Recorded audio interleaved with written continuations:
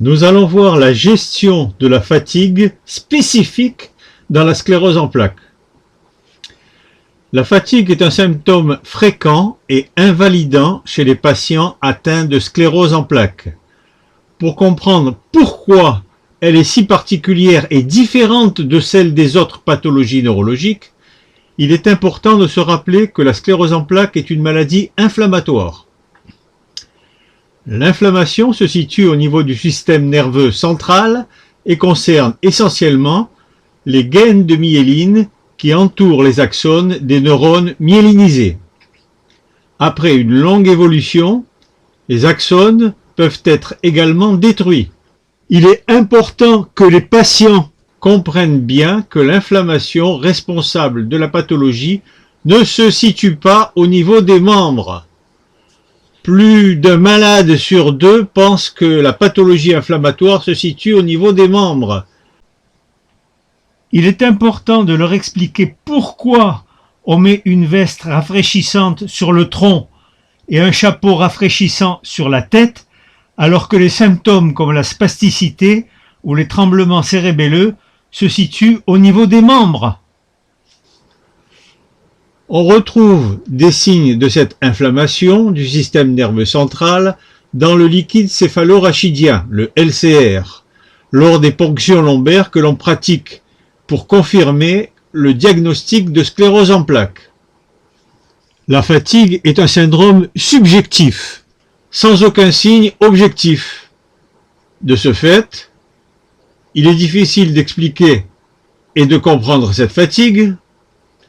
Elle est mal acceptée par l'entourage du patient et par le patient lui-même. La fatigue ressentie peut tout de même se comparer à celle que l'on peut avoir dans d'autres pathologies inflammatoires comme la grippe. En particulier lors des poussées évolutives, la fatigue peut être aussi intense que lors de la grippe. En dehors de ces poussées, elle est généralement moins intense, mais peut tout de même être invalidante. Dans tous les cas, ces patients se fatiguent vite et récupèrent lentement. Cette fatigue est plus intense dans l'après-midi que le matin, en particulier si le patient ne pratique ni la sieste, ni le repos couché après son déjeuner. Elle est atténuée par la prise d'anti-inflammatoires majeurs, comme la cortisone à haute dose en perfusion. Dans 8 cas sur 10, elle est également améliorée par la cryothérapie. Elle est exacerbée par la chaleur et les efforts physiques réalisés en pleine chaleur. Évaluation de la fatigue dans la sclérose en plaques. L'évaluation quotidienne de la fatigue se fait simplement et rapidement avec l'échelle visuelle analogique, le VA. Il est utile de faire un bilan plus complet régulièrement, en principe une fois par an, avec des bilans plus longs, comme par exemple l'échelle FSS, Fatigue Severity Scale, en français échelle d'intensité de la fatigue, qui comporte 9 items. Elle décrit principalement l'impact de la fatigue et ses conséquences sur les activités de la vie quotidienne. Il y a une autre échelle qui s'appelle l'échelle EMIF-CEP, échelle modifiée d'impact de la fatigue pour les scléroses en plaques, est encore plus complète car elle renseigne sur les conséquences de la fatigue sur les activités physiques, cognitives et psychosociales. Les conseils d'hygiène de vie habituels. Ces conseils sont à connaître par toute personne fatiguée, qu'elle ait une sclérose en plaques ou non. Bien entendu, ils doivent être respectés par les patients présentant une sclérose en plaques. C'est capital, mais ce n'est pas spécifique de la sclérose en plaques. Ce n'est donc pas le propos de cet exposé qui est consacré à ce qui est spécifique. De ce fait, on va se contenter de les citer sans les développer. Premièrement, contrairement à ce qui est écrit dans les publications anciennes, l'activité physique adaptée permet de lutter efficacement contre le déconditionnement à l'effort et la fatigue que cela engendre. Il y a maintenant de nombreuses études qui ont prouvé cela pour les patients présentant une sclérose en plaques. Deuxièmement, l'utilisation systématique des stratégies de gestion de la fatigue et un programme de conservation de l'énergie. L'énergie peut être définie comme le contraire de la fatigue. Troisièmement, l'importance du repos, du sommeil et des techniques de relaxation et de détente. Quatrièmement, avoir une alimentation équilibrée et pas trop chaude. Cinquièmement, la prise en charge de la fatigue est pluridisciplinaire. Le traitement médicamenteux est bien entendu réservé aux médecins, la diététicienne doit être consultée, etc. Pour donner aux patients plus de conseils hygiéno-diététiques, on se reportera aux publications en français destinées aux patients sclérose en plaques. Par exemple, le livret intitulé « Quelques trucs pour la conservation de l'énergie » qui est téléchargeable gratuitement sur le site de la Société canadienne de la sclérose en plaques. En pratique, nous développerons ici les stratégies que nous utilisons en rééducation-réadaptation. Premièrement, la cryothérapie, qui agit aussi contre la fatigue. C'est une thérapie tout à fait spécifique de cette pathologie inflammatoire. Il est maintenant bien établi que la chaleur aggrave la fatigue. Chaque séance de rééducation active ou d'activité physique ou sportive est précédée par la cryothérapie chaque fois que celle-ci est efficace, c'est-à-dire, je vous l'ai déjà dit, dans 8 cas sur 10. Le plus facile à réaliser, le plus doux, le plus apprécié par les patients et de ce fait le plus utilisé actuellement, c'est les vestes rafraîchissantes que le patient doit porter 1 heure avant l'activité. But, diminuer si possible la température interne du patient d'environ 1 degré. Cette veste est à conserver durant la séance de kinésithérapie. Mais il peut aussi s'agir d'un bain frais d'une vingtaine de minutes qui doit être programmé avant l'activité physique ou la rééducation. La cryothérapie diminue la fatigue et améliore les performances d'environ 1/3. Par exemple, à force d'entraînement, un patient est arrivé à marcher 900 mètres sur un tapis de marche. Il bénéficie d'un bain froid avant chaque séance. Le lendemain, son périmètre de marche se réduit à 600 mètres, car il n'a pas pu bénéficier de sa séance de cryothérapie. Le jour d'après, la cryothérapie est à nouveau possible et ce patient peut reprendre sa progression à son plus haut niveau. Chez ces patients, c'est pratiquement toujours la fatigue qui provoque l'arrêt de la marche. Ce type de constatation est habituel lorsqu'on s'occupe de patients présentant une sclérose en plaques. La cryothérapie n'a pas seulement une action sur les symptômes de la sclérose en plaques, comme la diminution de la fatigue, de la spasticité, une augmentation du périmètre de déambulation, une amélioration de l'acuité visuelle, etc., etc. Elle a aussi une action immunologique qui diminue l'inflammation du système nerveux central, toujours plus ou moins active chez ces patients, comme le prouve la diminution de la cytokine sanguine après la cryothérapie. La cytokine étant un marqueur immunologique. Pour prouver cette diminution de cytokine, il y a un auteur qui s'appelle Coyle qui a effectué une prise de sang avant et après la cryothérapie chez des patients CEP sensibles à la chaleur. Seuls les patients qui avaient été traités par une veste rafraîchissante ont eu une diminution de la cytokine sanguine et des symptômes. Alors que les patients qui avaient été traités par un placebo, c'est-à-dire par une veste qui faisait du bruit mais qui ne refroidissait pas, n'ont pas eu de diminution de cytokines sanguines et pas non plus d'amélioration des symptômes. Le travail de Coyle est très important.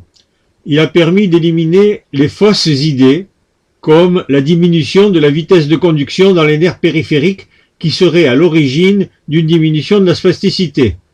Si cela était le cas, la diminution de spasticité serait également retrouvée chez les patients qui ne présentent pas de pathologie inflammatoire, comme les paralysies cérébrales. Or, dans la paralysie cérébrale, les patients voient leur spasticité augmenter provisoirement et se raidissent, ils sont raides comme des passes lacées après un bain froid, par exemple lorsqu'ils vont à la mer. En ce qui concerne les patients présentant une sclérose en plaques, la rééducation à l'effort et les activités physiques intenses et la rééducation doivent être effectuées dans une ambiance fraîche. Inversement, contre-indication absolue de la balnéothérapie chaude pour ces patients. De même que les ambiances chaudes à cause du risque de poussée et d'aggravation irréversible des symptômes du patient. Ça a été prouvé. Même en prenant des précautions comme une douche froide en sortant d'une balnéo, au bout de quelques séances, le patient est de plus en plus fatigué. Donc ça prouve que ça ne convient pas. L'idéal pour ces patients sclérose en plaques, c'est la natation ou l'aquagym dans une piscine municipale à 27 degrés environ. L'eau étant 20 fois plus conductrice que l'air, ils ressortent généralement en pleine forme. Maintenant, il faut bien que je vous parle de ce que l'on appelle la cryothérapie corps entier, car il y a de nombreuses publications qui incitent les patients sclérose en plaques à cette pratique. Il s'agit de rentrer dans une chambre très froide, à moins de 100 degrés, presque nu, pendant quelques minutes. C'est parfait pour les rugbymen qui veulent récupérer rapidement à la mi-temps pendant un match. Pour les scléroses en plaques, le gros avantage de la cryothérapie corps entier, c'est que ça marche. C'est incontestablement efficace pendant quelques heures. Comme les autres formes de cryothérapie, et l'effet est tout à fait comparable au bain de mer avec immersion de la tête avec masque et tuba, le refroidissement de la tête étant considéré comme très important. Voilà l'avantage, mais malheureusement, il y a de nombreux inconvénients. Premier inconvénient, contrairement à ce que racontent certaines personnes, l'effet de la cryothérapie corps entier diminue au cours du temps, comme pour toutes les formes de cryothérapie. Pour bien faire, il faudrait recommencer tous les jours pendant des années. Deuxième inconvénient, le prix élevé. Le prix de 10 séances de cryothérapie corps entier permet de se payer une veste rafraîchissante qui peut servir 365 jours par an et durer plusieurs années. Troisième inconvénient, même si la séance en elle-même est courte, il faut y aller, se déshabiller, se rhabiller, et cela prend du temps. C'est moins pratique qu'une veste rafraîchissante qui n'empêche pas les activités de la vie courante, ou les activités physiques et sportives ou la rééducation. Quatrième inconvénient, selon le professeur Jean Pelletier, qui fait autorité en matière de sclérose en plaques, il y aurait un risque de mini-poussée à cause de la violence de cette technique qui secoue un peu trop le système immunitaire fragile de certains patients. Cinquième inconvénient de la cryothérapie corps entier, elle est d'ordre psychologique.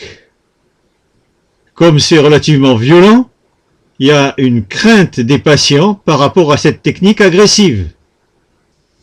Après la cryothérapie, ce qui est spécifique à la gestion de la fatigue dans la sclérose en plaques, c'est le protocole de rééducation de l'équilibre fonctionnel quantifié, PREFQ, P-R-E-F-Q. Il a été conçu pour tenir compte de la fatigue des patients. Il est gratuit et téléchargeable sur Internet. Il a fait l'objet d'une évaluation portant sur 112 patients présentant une sclérose en plaques. Il comporte au maximum 4 exercices. En effet, l'énergie du patient étant limitée, un entraînement sérieux d'un petit nombre d'exercices bien choisis est une solution efficace pour obtenir une progression. L'ordre des exercices n'est pas le fruit du hasard. Les exercices les plus importants sont effectués en premier, de manière à ce que si le patient est trop fatigué pour effectuer les derniers exercices, ça ne soit pas grave. Premier exercice de ce protocole, un déplacement quantifié en mètres. Par exemple, marcher avec un déambulateur 60 mètres. Le patient s'arrête quand il est fatigué. Entre chaque exercice, on observe un temps de repos égal ou supérieur au temps de travail, si possible en position couchée. Ce repos fait partie intégrante de la séance de rééducation. Il est souvent associé à une cryothérapie supplémentaire. À l'Institut Pomponiana, cette cryothérapie prend souvent la forme d'un cold pack géant que l'on met sur le corps du patient. Ne croyez pas que c'est une punition pour le patient, bien au contraire. Ils trouvent ça très agréable, ils n'ont pas du tout la même sensation que nous. Deuxième exercice du protocole, les escaliers, quantifiés en nombre de marches franchies par le patient. Cet exercice est réservé aux patients qui sont capables de monter les escaliers, bien évidemment. Par exemple, monter les escaliers en se tenant des deux mains à la rampe. 30 marches pour tel patient, un peu plus pour un autre, un peu moins pour un autre.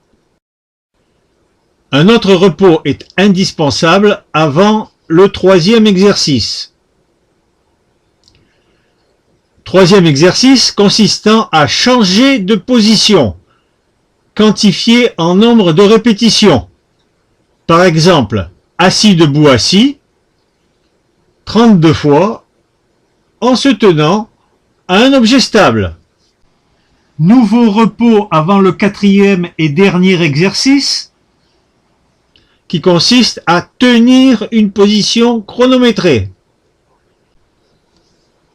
Par exemple, tenir la position debout, les yeux fermés, chronométré. Il faut choisir des exercices adaptés aux possibilités du patient. Ni trop facile, c'est démotivant, ni trop difficile, c'est décourageant. Le renforcement musculaire est inclus dans les 4 exercices du protocole.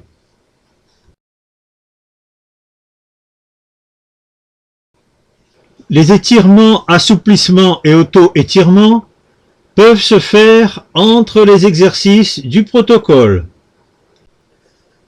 Attention, les auto-étirements consomment de l'énergie. Donc, il faudra choisir des positions d'auto-assouplissement peu fatigants pour le patient et prévoir un repos après chaque auto-étirement. Il est impossible de ne prendre qu'un seul patient à la fois en rééducation si on utilise ce type de protocole, incluant autant de temps de repos couché. En général, le kinésithérapeute programme au moins 2 patients en même temps. L'un se repose pendant que l'autre effectue un exercice actif. En conclusion, dans la sclérose en plaques, la gestion de la fatigue et de l'énergie est la clé permettant d'optimiser la rééducation, l'auto-rééducation guidée qui est devenue incontournable, la cryothérapie et l'autocriothérapie. Pour optimiser la gestion de la fatigue et de l'énergie, le conseiller le plus écouté par le patient est le kinésithérapeute, qu'il voit plusieurs fois par semaine. Je vous remercie de votre attention.